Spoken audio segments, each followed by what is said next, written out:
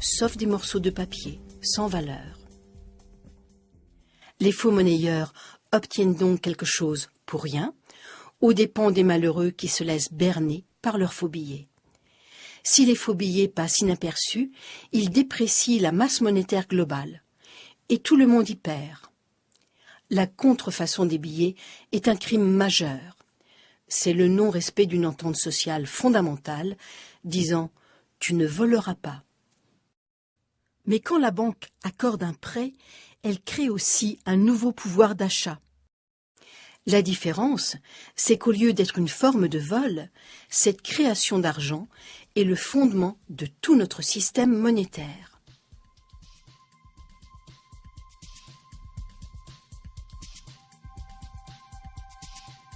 Alors comment se fait-il que la création de l'argent à partir de rien est un crime, dans le premier cas, mais qu'elle est une pratique commerciale standard par laquelle est créé presque tout l'argent du monde, dans l'autre cas? Pour répondre à cette question, il faut se pencher sur l'historique des lois qui régissent le commerce. Mais auparavant, essayons de comprendre la logique qui sous-tend tout le processus de prêt.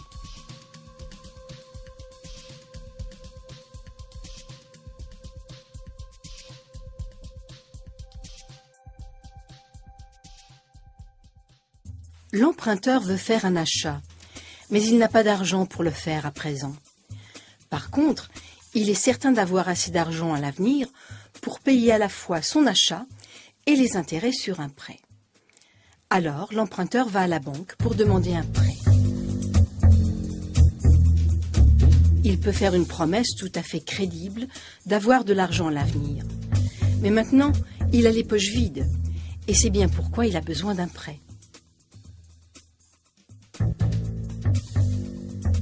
Nous savons tous ce qui se passe ensuite. La banque demande à l'emprunteur de signer un accord par lequel il s'engage à payer à la banque le montant du prêt plus les intérêts. En cas de défaut de paiement, l'emprunteur s'engage à céder à la banque ce qu'il a acheté avec le prêt. Chaque jour dans le monde, ce processus se répète un nombre infini de fois. Mais il pose un problème. Peut-il promettre en garantie quelque chose dont il n'est pas encore propriétaire? Si je veux vous emprunter 10 000 $ pour partir en croisière en Europe, est-ce que vous allez accepter l'auto de mon voisin comme garantie? Bien sûr que non. Vous savez parfaitement que je n'ai pas légalement le droit de vous donner l'auto de mon voisin. Mais si je promets d'acheter l'auto de mon voisin avec 10 000 $ que vous me prêtez, c'est différent. Vous risquez d'accepter de me prêter ces 10 000 $, pensant que je vais acheter l'auto et la donner en garantie du prêt une fois que j'en serai légalement propriétaire. Mais tant que la transaction n'est pas conclue, votre prêt de 10 000 $ ne peut pas être garanti par le titre de propriété de cette auto. Le problème posé par cette suite d'événements est facile à éviter. Vous pourriez acheter l'auto et puis me la vendre. La banque pourrait faire de même. Si l'emprunteur promet à la banque d'acheter quelque chose, pourquoi est-ce que la banque n'achète pas ce quelque chose avec son argent pour le revendre à l'emprunteur qui remboursera avec des intérêts? La réponse est simple. C'est parce que la banque, comme l'emprunteur, a les poches vides quand elle effectue la transaction. Le rôle de la banque lors d'un soi-disant accord de prêt, c'est de créer un compte pour l'emprunteur. En vérité, le soi-disant emprunteur a financé son propre compte en s'engageant frauduleusement à donner en garantie une auto qui n'est pas encore à lui. Et la banque, qui est le prétendu prêteur, n'a pas avancé d'argent. Si tout se passe bien, elle n'aura jamais à le faire.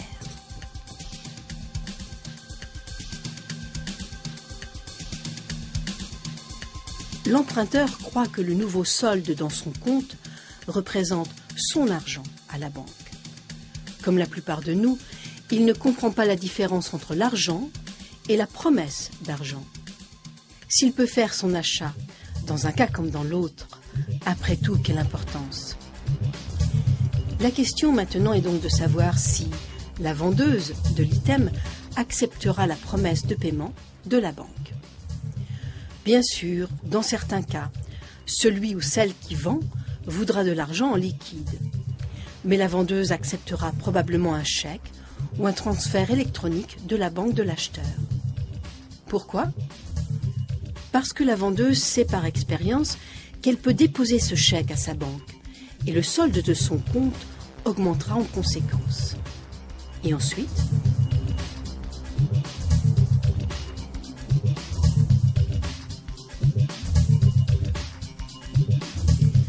la banque de l'acheteur doit maintenant le montant du prêt à la banque de la vendeuse. Alors vous pensez peut-être que cet argent va bel et bien être transféré. Mais la promesse de paiement faite à l'emprunteur par sa banque a simplement été transformée par cette transaction. C'est devenu une promesse de paiement faite par cette banque à la banque de la vendeuse. Mais la banque de l'acheteur doit transférer une partie de l'argent à la banque de la vendeuse, non ? Oui, probablement, mais une toute petite partie. Et à long terme, aussi longtemps que la banque obtient suffisamment de dépôts, le montant net de l'argent existant dont la banque aura besoin pour couvrir ses prêts peut théoriquement être de zéro. Comment ? Imaginons tout d'abord que la vendeuse a son compte bancaire dans la même banque que l'acheteur. Elle dépose le chèque de l'acheteur dans son compte à elle. La banque a une seule chose à faire, déduire du compte de l'acheteur le montant crédité au compte de la vendeuse. Comme dans les deux cas, ce ne sont que des promesses, aucun argent existant ne transite vraiment. Quel est le résultat final de cette opération ? La banque a créé un crédit bancaire d'un montant de 10 000 $ pour l'emprunteur. L'emprunteur a acheté une auto, qui est quelque chose de bien réel, et la vendeuse a maintenant un crédit bancaire de 10 000 $. 10 000 $ ont été créés pour l'achat d'un bien très concret, sans que la banque ou quiconque n'y mette le moindre argent. En plus, la banque va se faire rembourser tout cet argent par l'emprunteur avec des intérêts. Et s'il ne paie pas, la banque récupérera l'auto. Des tours de magie comme celui-là, on n'en voit d'habitude qu'au spectacle. Mais qu'est-ce qui se passe si la vendeuse dépose son chèque dans une autre banque ? Est-ce que la banque de l'acheteur devra transférer des fonds à la banque de la vendeuse ? Peut-être, mais sans doute infiniment moins que le total du prêt, car le système bancaire fonctionne comme une seule banque. Pour bien le comprendre, ajoutons une autre transaction à ce scénario. Imaginons que le même jour, la banque de la vendeuse a consenti un prêt similaire à une vieille dame qui a acheté un méga système de cinéma à domicile. Le magasin d'électronique a déposé le chèque de cette dame à sa banque.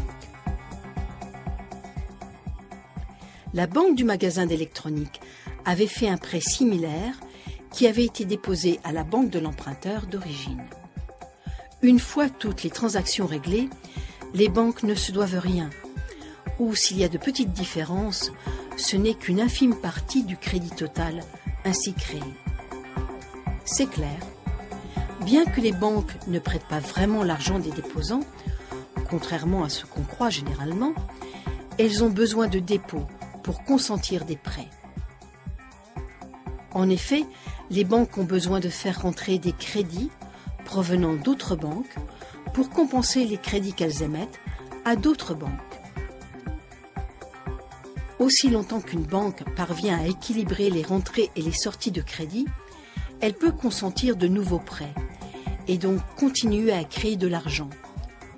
Aucun argent créé ne devra vraiment sortir de ses poches.